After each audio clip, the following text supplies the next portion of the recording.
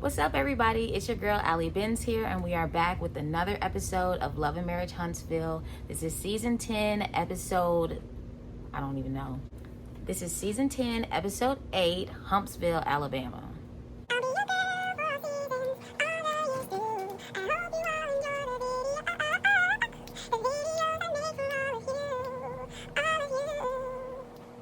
But before we get into that, be sure to like and subscribe. Don't forget to hit the notification bell so you'll be notified every time I upload, or maybe even if I go live. And at the end of the video, be sure to drop down in the comments and let me know what you think of the video and the episode and anything else that you like to talk about or what you like to hear. So let's go ahead and get started. We start the episode off with Martell and Chris Fletcher. Martell is at his investment property and Chris Fletcher shows up to help him do some measurements or whatever for the furniture that he's going to put into the house. Chris Fletcher is like, so what you getting the house ready for? Like, are you finally going to sell it? I know that you gave me the listing and took the listing away, then gave it back and said you was going to sell it and do all these things. And Martell's like, well, actually, I'm moving in my paramour and her kids. And Chris Fletcher's looking like, okay. Whatever that means. Chris is low-key asking all the right questions, like, okay, so you finna move her and the kids in. Are you gonna marry her? Like, are all y'all finna move in together? Like, what's tea? And Martell's like, well, you know, we can't move in together until we're married because in my divorce settlement, I'm not allowed to live with any of my concubines, so I'm legally not allowed to live with her and the children. And Martell's really just beating around the bush as to why he's not gonna marry that girl. Chris is like, okay, Ken, good guy number 2. And Martell's like, no, it's a big difference because she got my baby. Martell talks in circles every time anybody brings up the paramour. Like, he doesn't ever call her his girlfriend. Like, I haven't heard girlfriend or fiance yet. He didn't call her a peasant. He didn't call her a hoe. He didn't call her his hanger-on. Like, he didn't call her his girl, but he never said my girlfriend, my fiance. Like, he's not saying any of those things. So it's just like, you saying you want her to do all these things and get all these accolades before she marries you or whatever. But even then, you're never going to marry her, because if you would have, she would have been walking around with a ring. She would have been like, bling, bling, bling, bitches is mad. Bling, bling, bling, bitches is mad. She would have been walking around here like Tiffany Evans. Martell gave me a promise ring until he officially proposes to me. But no, she ain't even doing that. I don't even think he done bought her a watch. Even Future bought all his hanger-ons a watch. Like, Martell can't even buy you that. You done been with that girl for 13 years, and she done had 48 abortions, had a whole baby, still can't get a ring from you. He won't even give her a job at whatever contracting business that he owned. Like, he want her to get a job, but he won't give her a job. He want her to go to nursing school, but like I said, nurses are like one of the busiest workers out here. You want her to be a homemaker, but you also want her to be a nurse. If anything, I would assume that you would give her a job at your place of employment where you are the owner. That way she's able to have the free time to be with y'all's children as well as make money. But no, that's why she's staying in the investment property, so you can have her pay rent from this new job she's going to eventually get. It has nothing to do with marriage. You're not going to marry her. If you were going to marry her, you would have married her after you got divorced. That way, you can be like, look, I ain't unhappy. I ain't upset. I ain't bitter because I'm married. Me and her married. We married. No, you ain't did none of that, because you was still pining after your ex-wife who told you that she didn't want nothing from you. But yet you refused to believe that she would actually divorce you after cheating for so many years. And when she finally did it, you were just confused and in disbelief. And so you were unable to marry your paramour. And this is where we are now. 5 years post-divorce, 14 years that you done been with this paramour, and still no ring.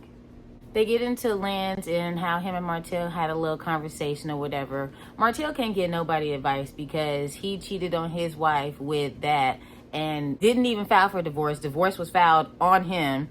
Refused to acknowledge that his ex-wife left him. So yeah, Martell can't get nobody advice about not having babies with random strangers. And then Chris Fletcher is going to be like, I tried to tell him just like I tried to tell you. And That's how I know you a sneaky snake, Chris Fletcher. You knew Martell was out here knocking down girls with braces for 14 years and didn't tell Melody, hey, you should leave your husband. No, you just told her husband, maybe you should put a condom on while you cheat so you don't have an outside baby. You didn't get a vasectomy like Marcel and Maurice, so maybe you should do something. Yeah, you a sneaky snake too. And then Martell tried to shade him and say, well, you got 4 kids, so obviously you don't want to wrap it up either. Isn't his only outside kid after he had got with Nell? So I'm really confused on what you even trying to say. You always trying to throw other people under the bus when it comes to you and your dirty deeds. What does Chris Fletcher having 4 kids have to do with you having an outside child? So they get into the Marceau of it all and everything that had happened at the Top Golf knockoff or whatever. Chris is like, honestly, y'all is just the biggest bitches I done ever met. Every time y'all get together, as long as I've known y'all in this group, y'all is 2 hoes, 2 big ass bitches. And he ain't lying. And Martell, like always, tries to solely place blame on Marceau, like he don't be saying stuff too. And in Martell's defense, and probably the only time I will ever defend this man, this bald-headed milk dud of a person, is when he says that. Because it isn't the fact that Marceau is the only person that says stuff, because yes, they both say things. But Marceau does have a history of saying things about them and thinking, oh, well, I just thought it was all jokes. I was just joking.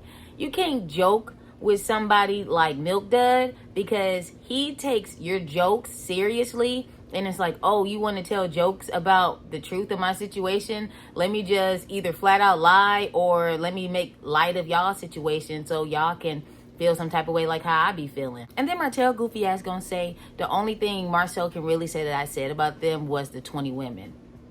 No, last season you were saying Tisha was getting bust down in the back of a Buick like 20 years ago. Even though that was irrelevant, you still had said that junk on camera. That's not the only thing that you done said about him or Tisha. So I'm pretty sure they have plenty to go by and pick out when it comes to what y'all done said. The interview with the light-skinned girl and the paramour, that's something else. Like, that's 3 things that they could say. So you full of shit talking about something. I never did nothing to them. You have done stuff to them. You are constantly doing things to them, and then you get confused as to why they mad at me, what they upset about. I didn't do nothing. You've done a lot. You've done more than enough, if we being honest. Chris asks Martell, will this affect him and Maurice in any type of way? And Martell is like, no, because Chris treats me like I'm one of his brothers too. We go back like 4 flats on a Cadillac at A&M on the football field. So I'm really one of his, and he protects me and stands up for me in front of Marceau, which is not true at all. Like, he only stands up for you when it's convenient for him, because when it ain't convenient for him, more than willing to throw you under the bus. But that's besides the point. Then Martell's like, I just don't want him to speak on my woman no more, because just like Tisha is your woman, Coleslaw is my woman. And no, it's not just like, because Tisha is Marceau's wife. You're not finna just speak on a man's wife the way you are speaking on them. Like, you need to get that through your thick skull. You have no hair, so information should be easily able to seep through your brain. Tisha is his wife. Coleslaw is your paramour, your concubine, your live-in non-girlfriend, because you don't even want to say that that's what she is to you. It is not the same. So we get to Kenley and Will, and Kenley's like, me and Trish had a fight because, only thing I can talk about is Trish and Marquez, because I really have nothing else going on besides Trish and Marquez. And he's basically saying that they got in an argument because he was filming a podcast with his friends, and Trish walked through and he didn't get a kiss from her.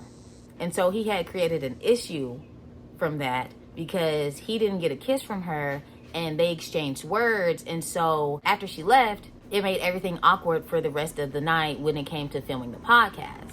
For me, like I said a couple videos ago, or probably in every video, Trish and Ken are just here. Like, they are here to replace Mel and Martell when it comes to the hostile, toxic couple dynamic on the show. Because This fight was unnecessary. This whole conversation is unnecessary. And you're mad because she didn't give you a kiss. And you want to say it's all because everything she got going on. And it's her and she's the problem. Even though everybody's been telling you that since y'all got on the show that she was the problem. Just like you're saying now when you were saying back then. Oh, it's not her, it's Marquez. It's not her, it's just a situation. It's not her, it's not her. It is her. We've been told you that it was her. But you didn't want to listen because y'all still in love. Just like y'all still together now. This ain't no Kenley is weird, because why would Trish stop? Like, you were whole spotting somebody on bench. If not, like, the person was behind spotting, the person was on the bench, and then you were watching. Why would she interrupt what y'all doing? Granted, she did walk in front of that camera, but that's something you could have edited out. Duh, it's called editing. Why did, like, what sense does it make for her to stop y'all what y'all doing so she can give you a peck on the cheek? Like, you worry about the wrong thing right now. You need to be counting out these reps Buddy doing on this bench right now. Like, how you trying to sit and turn that around on Trish and say, I'm doing everything I can to make you happy and you're not appreciating of it. She might not be, but that instance right there had nothing to do with it unless y'all had something going on right before then. Other than that, like, what is you even talking about? Like, y'all trying to create issues in order to stay on this show.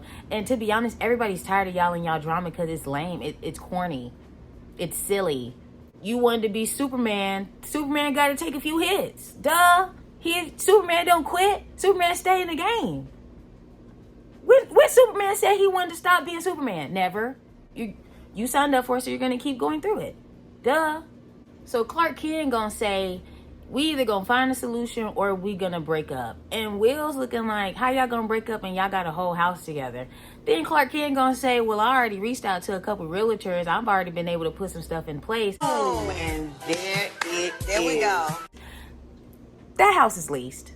That house is leased. Because ain't no way y'all had an argument last night or 2 days ago and you've already reached out to realtors. So either you've already been planning your exit and to swoop this house from under Trish and her children, the ones you care about so much, or that house is leased and y'all lease is about to come up and you like, okay, well, since we gonna break up, I don't have to renew the lease. I don't feel bad for Ken at all because at the end of the day, you chose to get in a relationship with this married woman. Like you said, you've done it before. This ain't new to you. You ain't new to this. You true to this. Like, you've already said, I date married women. So I don't feel bad for you in this whole situation. I actually think Kenley is a horrible person because you can't sit here and say, if you were making me leave, I'm finna take all this shit. You cannot sit here and say, I love these kids and I care about these children, but then go on and say, but if their mom breaks up with me, I'm gonna take back the car that I bought you. I'm gonna make sure that y'all have to find somewhere else to live. Like, if somebody tells you to leave, if you're saying it's my shit too, so if it both of y'all shits, both of y'all house, how dare you say I'm going to call a realtor to sell the house from up under you? Is it both y'all house or not? Because you can't do that without her. Or is the house leased? Because that's what it's giving. Like, yeah, that is spiteful to take away something from a child just because you and the mom fell out. You still doing stuff for that other lady daughter. Like, what is you saying? Did you take the stuff away from her too? Like, do you just call and be like, hey, or show up to herself and be like, hey, but I ain't finna help you out in nothing, even though I call you my daughter in front of other people? So what, you just a deadbeat dad to somebody else's kid now? Are you gonna do that to these children? Stop bringing up these people children if all you're gonna do is use them as leverage to be like, look at everything I've done for your child. You can't leave me because if you do, I'm gonna take away all that stuff. You're a piece of shit. Like, you are a horrible person. I don't care how you feel about whatever. You chose to get in a relationship with this married woman with children because you've done it before. And now that it's not working out in your favor, you want to harm the kids? Weirdo. Then this man gonna have the nerve to say she needs therapy. Yes, Trish needs therapy. She lost her whole family in the same year and her husband. But you also need therapy because why do you keep getting with married women? Yeah, go to therapy for that, Kenley. So we get to Marceau and Macy's daddy-daughter date, which I thought was really cute. I enjoyed the whole scene. I enjoyed the whole Never Have I Ever game that Marceau conned Macy into playing so he could get to know if she had a boyfriend and if she kissed him or not, because he ain't slick. We peeped that. I also like how he's like, he wants to talk to the kid and like get to know who he is before he truly like say this, like they dating or whatever. Like, Marceau is old school. They was born like in the 60s, the 70s or whatever. Like, they old school people. They're Gen Xers.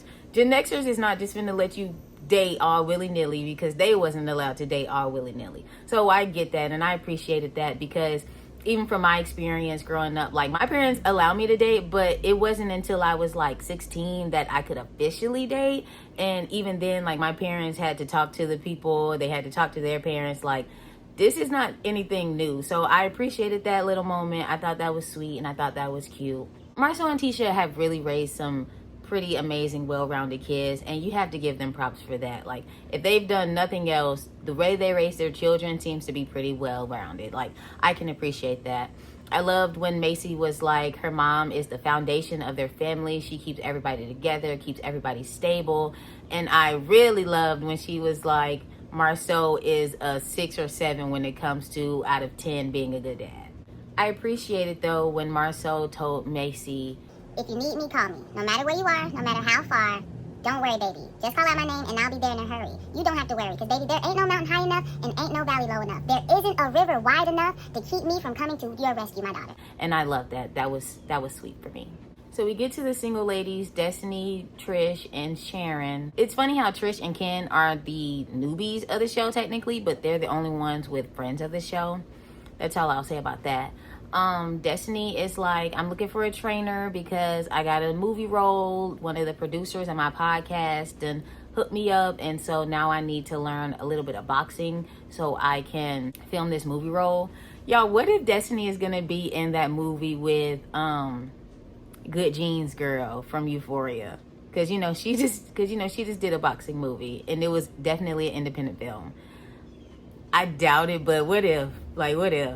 So Sharon is doing what a friend of the show is supposed to do and moving the story along, saying, well, I'm trying to see what Trish got going on with Ken, because word on the street is it's a lot of going on. And Trish is just like, Yeah, Ken and I had to take a break. and Destiny looking like, what you mean take a break? Like, he moved out, take a break? And Trish like, No, he still is there. so Destiny's like me, like, girl, give me a shot, because we is tired. I'm just tired, Chad. I'm just really tired. I'm so tired, child. I'm so tired. I'm really tired. So Destiny's like, I probably need a drink for this, because when Trish tells a story, it's very ambitious, very fictional, because she's a liar.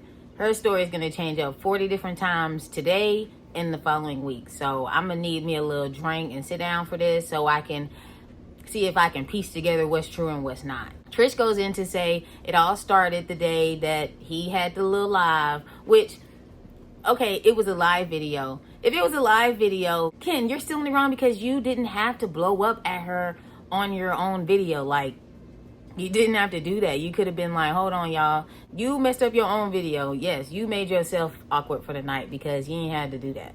So from Trish's perspective, her and Ken got into an argument, and then Ken says, well, give me all my stuff, blah, blah, blah.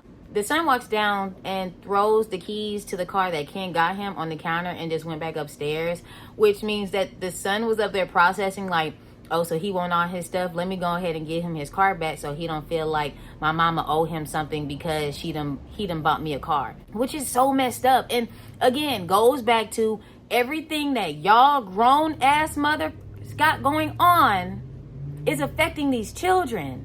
Y'all are traumatizing these children, and they upstairs hearing everything that y'all say and is upset about it. Destiny and Sharon rightfully call out them kids probably process stuff the same way you do, Trish. They don't really speak on it. They just gonna react and feel some type of way, and then that causes another problem. Like, everything that happens is just a snowball effect. Just because you're yelling and you're loud doesn't mean you're getting your point across, and it doesn't mean that you're actually getting out what you really need to get out. And those kids are doing nothing but echoing everything that you do because you are their mother. Also, Destiny's confessional outfit looked like she just got off a shift at the movie theater Marcel used to work at.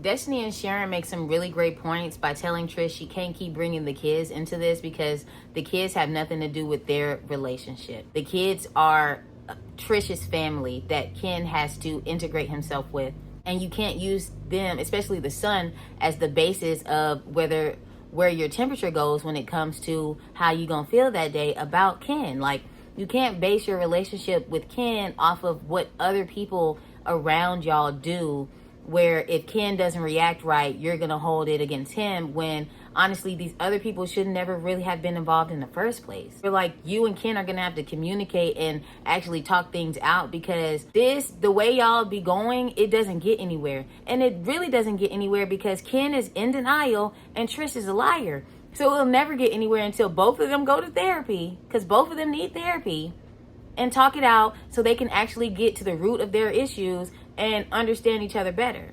Because I'm with Destiny. You ain't finna find a Kenley everywhere, especially not in no Huntsville, Alabama. Everybody's sleeping with everybody over there. Like, Kenley is probably the only one in Alabama without a child that's willing to get with somebody with a child and married. So you better get right, because the man already said he talking to realtors, so you and your kids gonna have to find somewhere else to stay. You better get right. Now, what I will say is I don't advise you to get with him, because Ken got his own issues going on, and he's weird. Like, Ken is somebody that try to throw stuff in your face. Everything he done did for you, he's keeping count of. That way, when he gets mad and have mad day, he can be like, well, I pay for the rent, I pay for the mortgage, I pay for the car insurance, I pay the car note, I bought your son a car, I take your daughter to dance, I fight with your ex-husband. Like, he's keeping count of all that stuff. So if I was you, I wouldn't stay with somebody like him, but you are you, and so you probably would. So Destiny asked Trish, like, what's her true problem with Ken? Like, what's really going on? And Trish is like, Ken's heightened aggression makes me feel some type of way because I'm damaged. So when he goes up there, I try to match his energy. And they're both like, you shouldn't match energy. Like, you need to grow up. Don't take that high school sweetheart relationship you had with Green Eyes and bring it in this relationship with your black cowboy. Like, there's no need for you to be acting the same way that you did in your last relationship and your new relationship. Sharon is like, Trish, do you want to be with him? And Trish is like, yeah. And Sharon's like, you not convincing me. You not convincing me. Like, I'm gonna fall out with you because you losing a good man, Savannah. Like, what's your problem?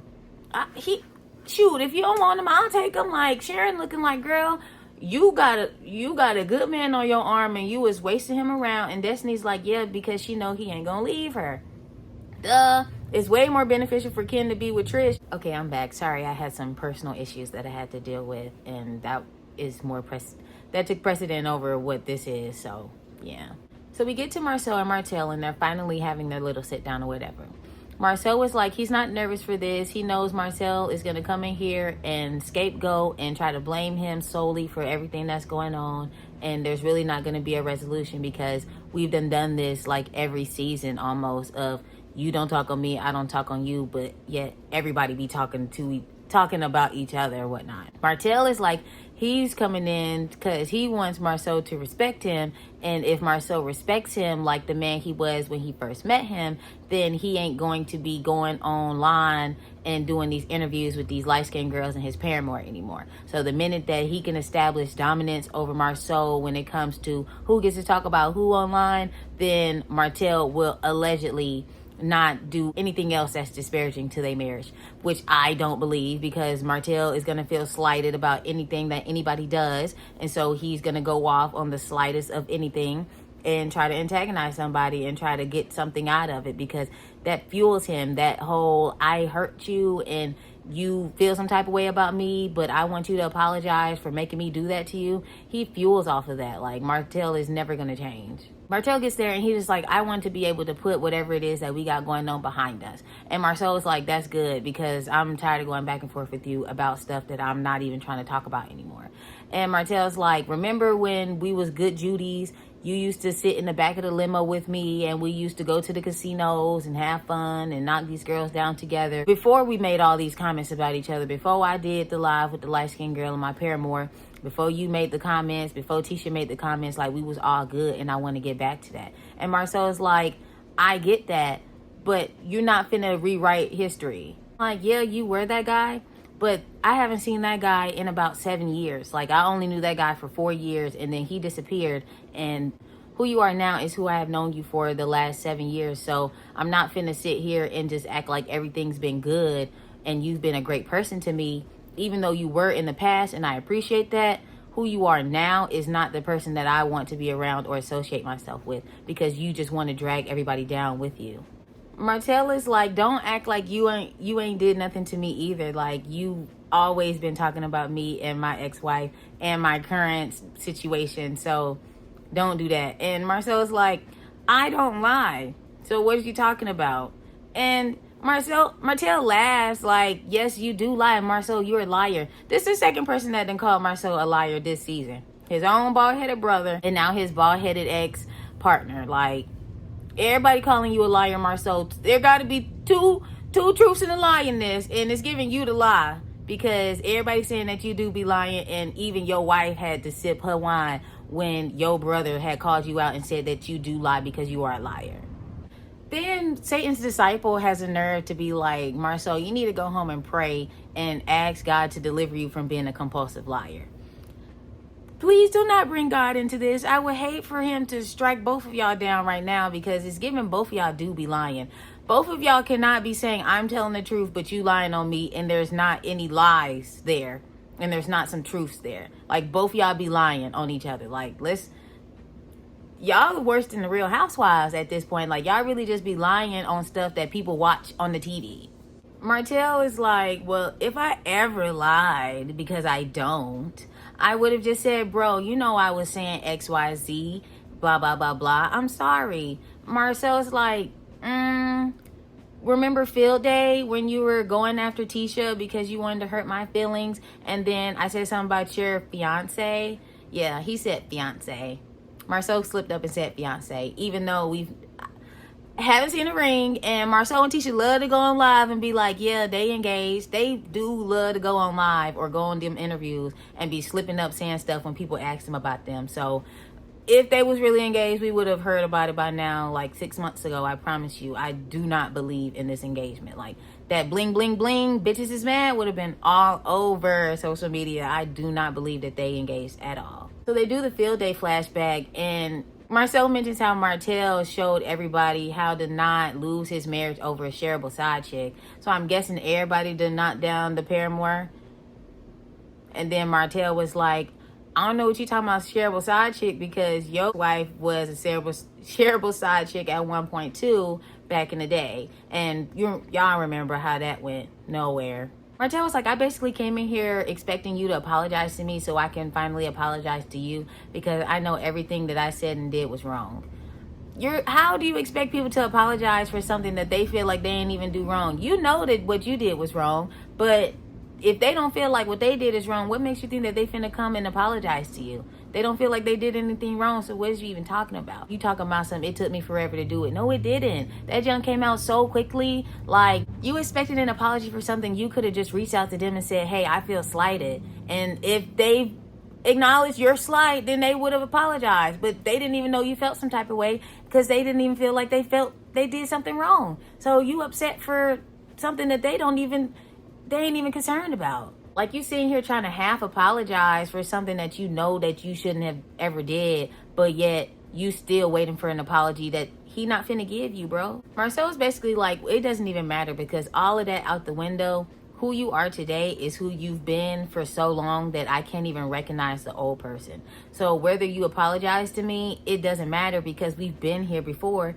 and you're always going to backtrack because that's something that you have constantly done in these past several seasons. Nobody is going to pay attention to the boy that cries wolf. Martel is in denial that nobody wants to mess with him anymore and that Marceau really cannot get past this. After all we've been through for the last 10 seasons, Marceau, like, you really finna say you done with me? Like, you, Batman, you really done with the Joker right now? Like, you really finna just get rid of me like that? Like, I just don't understand. Martel is really fighting for his position so he can go on this cash trip.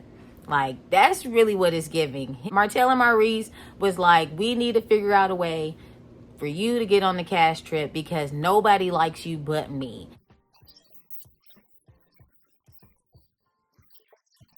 And if nobody likes you but me, you're not going on this cash trip and you're not going to be able to film and you're not going to make money for those kids. So we need to figure out a way for you to get cool with everybody again, because if not, you're not going on this cash trip. Like, Martel is like legit like, Marceau, please film with me.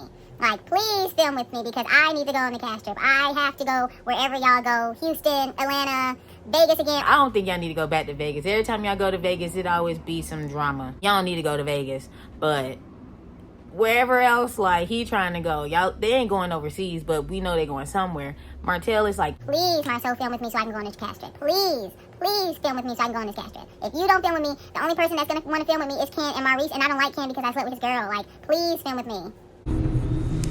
They say when a new Supreme starts to flower, the old Supreme begins to fade. Marcel knows that he's the top diva of the show now, and it's clear to him in this moment that like the ball is in his court when it comes to whether or not Martell stays on this show. Was I the new queen bee? And so he's just looking like, I really don't have anything else that I want to do with you anymore. Like, you always going to be this person. You're always going to say that you're sorry, and then somebody allegedly makes you feel some type of way, and so you're going to backtrack on everything that you said that you weren't going to do in the first place. And so I'm just going to let you sing another sad love song, and you can go on about your way with your fiance, because I'm done with you. Stop talking about me, stop mentioning me, and I'll do the same, and you go have the day that you deserve. They both agree that they won't speak on each other's partners anymore as long as the other person doesn't speak on them or their partners. So we'll see what happens on the next episode of Dragon Ball Z. But until then, what y'all think? Because honestly, it's the fact that they kept calling the girl fiance for me. Like, that's all I could say, like, but the whole little last part was that they kept calling the girl the fiance. And I'm just like, this is Martell's first time even calling her fiance. Which, okay, sure, Jan. If that's what y'all want to call it, then let it be. So this is the mid-season finale. I told y'all that they was going to go on a little hiatus like they always do. I'll be back with more reviews on this show when they do come back November 15th.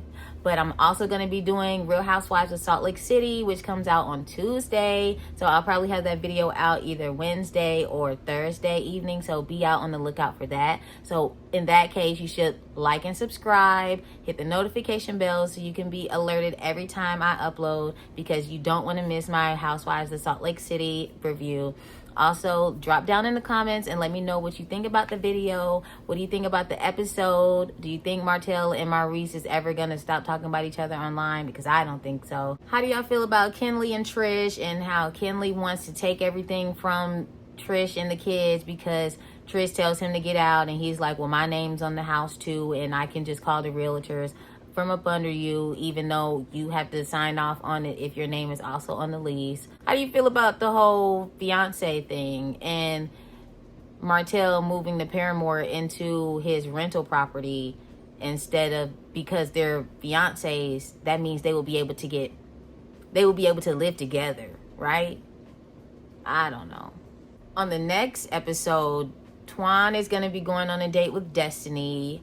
Nell is going to be telling Chris that Destiny likes Twan and that she wants to date him. Ken and Trish finally have a little talk of whether they're going to stay together or not, and Ken wants to leave. And then Trisha gets to go to therapy. So I'm really happy for her, because once Trisha does therapy and like be able to get to the root of her issues, she's definitely going to leave Ken, because Trisha doesn't really need Ken. She has a really good job. She's a personal trainer. Like, Ken is just a filler for the void that Marquez left. Like, so I don't know. But like I said, let me know what you guys think in the comments, and I'll talk to you guys next time. Bye.